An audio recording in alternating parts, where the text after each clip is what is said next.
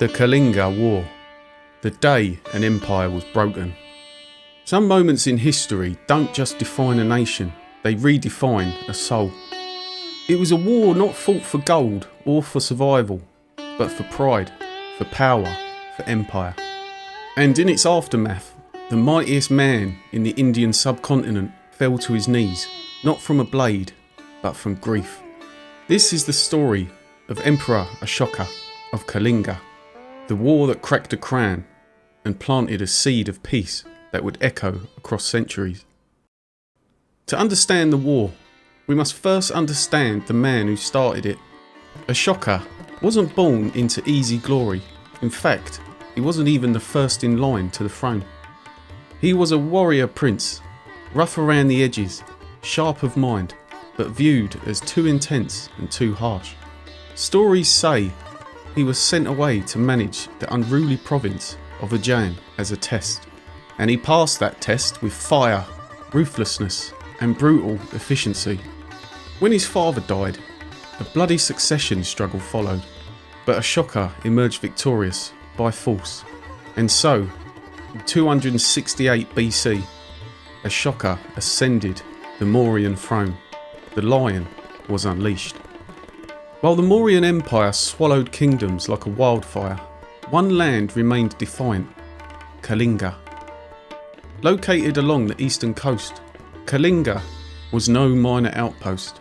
It was rich in natural resources, fiercely independent and proud of its heritage. And more than anything, it was free, and that freedom, Ashoka wanted it. Kalinga's independence was a thorn, a challenge, a threat to imperial prestige. And so, in around 261 BC, Ashoka ordered the invasion. The Mauryan war machine was mobilised. Thousands of infantry, elite cavalry, armoured elephants, siege weapons, scouts ascended on Kalinga. Kalinga called upon every able-bodied citizen. Men, women, elders, the entire land stood ready. Not because they thought they could win, but because they refused to surrender. This wasn't just the war of armies, it was a war of identity, of freedom, of empire. The battle was apocalyptic. Some say it lasted for days, others say it was over in hours. But they all agree on it was pure horror. Blood soaked the rivers, the air was thick with an ash of death.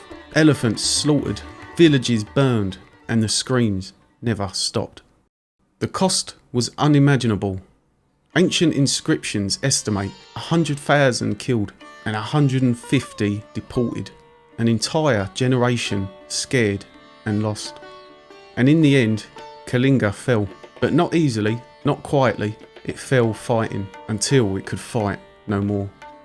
For Ashoka, it should have been a triumphant moment. Another feather in his imperial crown. But instead, it broke him.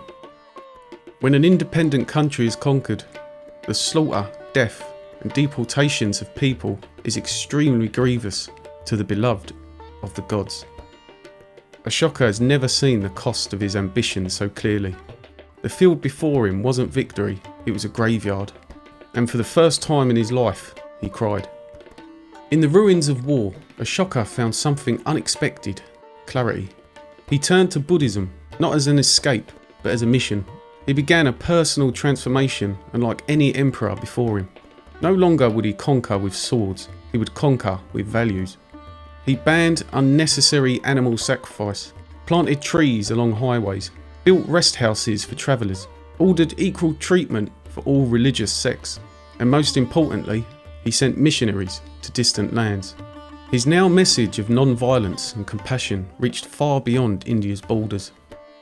Ashoka's pillars, carved with inscriptions, stand to this day as a silent witness to the change few rulers have ever made. What began as a massacre ended as a movement. Kalinga may have lost the battle, but his sacrifice birthed an emperor's soul, and that soul became a light to the world. Today, Ashoka's lion symbol is India's national emblem. His Dharma chakra, wheel of law, sits proudly at the centre of the Indian flag. This war reminds us, even the most powerful can be humbled, even the most feared can learn compassion, and sometimes The true measure of greatness is what we do after the fighting ends. Let me know down in the comments what you think about this story.